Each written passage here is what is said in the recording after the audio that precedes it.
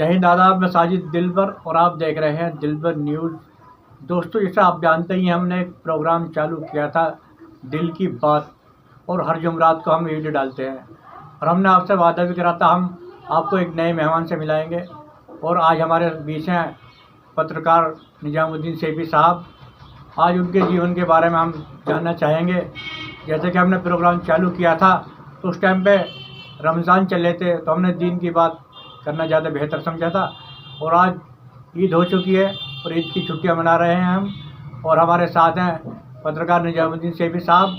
उनके जीवन के बारे में हम उनसे जानना चाहेंगे, क्या कहना चाहेंगे, वो संदेश देना चाहेंगे हमारी ऑडियंस को। निजामुद्दीन भाई, बताइए कुछ। जय हिंद, आदाब, अस्सलाम वालेकुम। मैं निजामुद्दीन सेठी आज आपके पास आया हूँ इस चैनल के अंदर एक पैगाम आप तक पहुँचाना चाह रहा हूँ। देखो, कठिन बहुत डगरिया है ये, इस पर सिमल के चलना मेरे साथियों।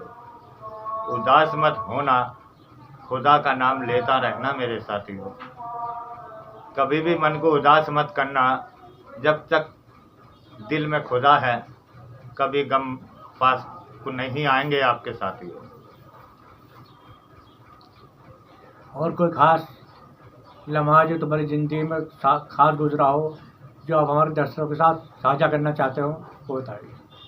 भाई, कठिन मेरे भाई ऐसी आई है, एक दिशा मेरी साथ ऐसी गुजरी है जो एक मरने तक की नौबत आ गई थी मेरी। मेरे अपनों ने भी साथ छोड़ दिया, मेरे रिश्तेदारों ने भी साथ छोड़ दिया। उसके बाद में हमारी जो वाइफ है, यानी कि हमारी बीवी, उनने कभी हमारा साथ नहीं छोड़ा। बहुत बहुत शुक्रिया था और धन्यवाद। और गुजारिश करता हूँ आप लोगों से, ऐसी स्थिति में कभी भी उदास मत होना, महरूम ज़िंदगी को मत करना। जिसकी घरवाली ऐसी हो तो उसके जीवन में खुशियाँ भर जाती हैं। भाई, परिवार को छोड़ के वो आपके साथ आई हैं, उनको अगर तुमने परेशान किया तो आपकी ज़िंदगी एक नरक बन जाएगी। भाई, परिवार अपने सबों को छोड़ कर आती है, वो इसलिए आती है भाई मेरी ज़िंदगी खुशहाली हो जाए। ये तो ज़माने की रीत है। और ज़िंदगी में ऐसी खुशियाँ भर जाती हैं, आदमी एक फूला नहीं समाता। जिसकी ज़िंदगी खुशियों से भरी हुई हो तो उसे गम की भी क्या सताएगा। कोई ऐसा वक्त आया हो जो सबसे ज़्यादा खुशी भी ली हो आपको? खुशी मिली थी मेरे को जिस दिन सीरियस हालत थी मेरी, घर में मेहमान भी जमा हो रहे थे, और बेटी जब मेरी बड़ी हुई तो मेरे दिल को बड़ा सुकून मिला, आनंद आया। मैं एकदम चरपाई पे से बैठा हुआ, बाज़ार गया, बाज़ार से लड्डू लेगा, लड्डू बांटे मैंने कि भाई मेरे घर में बेटी हुई है। तो उसी दौरान से मैं आज कुछ कल कुछ होता चला गया। आज अल्लाह का करम है, अल्लाह का शुक्रिया अदा करता हूँ। आज आपके सामने जैसा भी हूँ मैं, एक अपने घरवाली के बदौलत हूँ। उसने बहुत मेहनत करी मेरे साथ।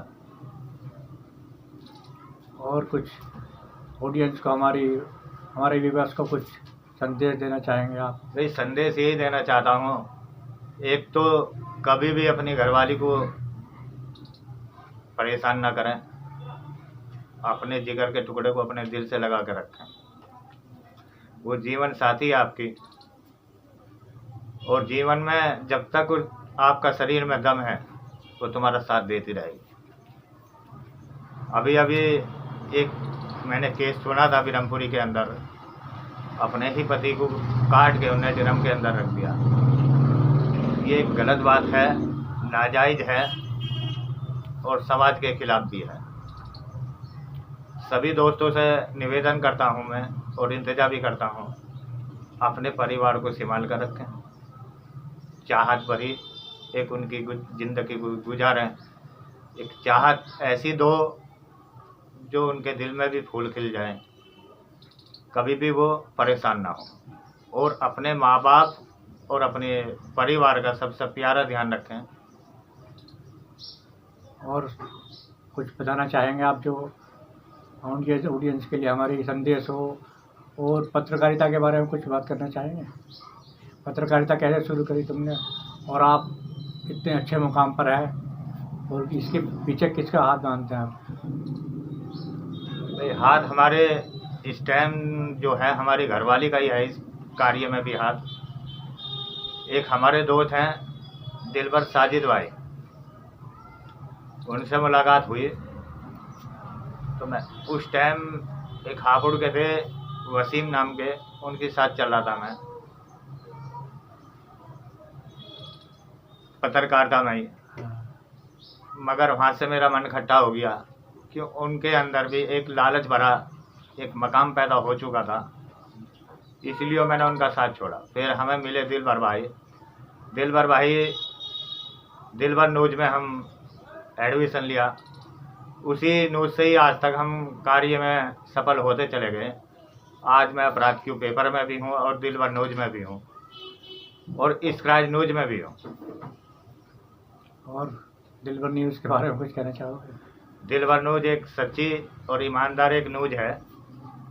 कभी ना इसमें भ्रष्टाचार हुआ, ना भ्रष्टाचार ये करना चाहते, और ना ही किसी अपने साथी को, अपने सागरित को ये शिक्षा उन्होंने दी। सारी जो बातें करते हैं ईमानदारी की करते हैं और हक की लड़ाई लड़ते हैं। उसी कार्य पे हम चल रहे हैं। ना तो हम भ्रष्टाचार चाहते और ना ही होने देंगे। अपने चैनल को और अपने आप को एक बुलंदी पे ले जाएंगे, और ईमानदारी के कारण ही हम आज तक इस पहलू पे हैं। इसी कार्य को हम सफल ईमानदारी से बना। निजामुद्दीन साहब, हम आपसे जानना चाहेंगे कि मीडिया के बारे में आप लोगों को अच्छी जानकारी दें, क्योंकि आप मीडिया के बारे में अच्छे जानकार हैं। लोगों को मीडिया के बारे में समझाएं, मीडिया के बारे में बात करें। मीडिया एक ऐसी चीज़ है, इसे मीडिया मत समझो। एक पत्रकार अपने आप को पत्रकार ना समझे। एक नागरिक हिंदुस्तान का होने के नाते ऐसा मजबूत और ऐसा सच्चाई और ईमानदारी का वो चौथा पाया है। मीडिया एक ऐसी चीज़ है, आदमी अधिकारियों के पास बाद में जाता है, मीडिया के पास पहले आता है। वो क्यों आता? तो भाई मेरा सच्चाई से, ये ईमानदारी से मेरे साथ खड़े होंगे, मेरा काम जल्दी हो जाएगा। और उसी काम को तुम पैसा लेकर काम उल्टा सीधा कर रहे हो, मीडिया को बदनाम कर रहे हो। कुछ लोग ऐसे आ चुके हैं, उन लोगों को भी मैं समझाना चाहता हूँ, भाई इस पैसे का लालच दिल से निकालो और सच्चाई में अपना दामन थामो। इस सच्चाई के दामन से आपके भूले बिछड़े जो महल तुमने करे वो भी धुल जाते। इसको एक ईमानदारी से और सच्चाई से और लगन से अपना काम करिए और जनता का अपना साथ दीजिए। जनता का साथ दोगे तो जनता के दिल से दुआएं निकलेंगी, आपके परिवार में खुशहाली होगी। आप इस रिश्वत के लालच को छोड़ो।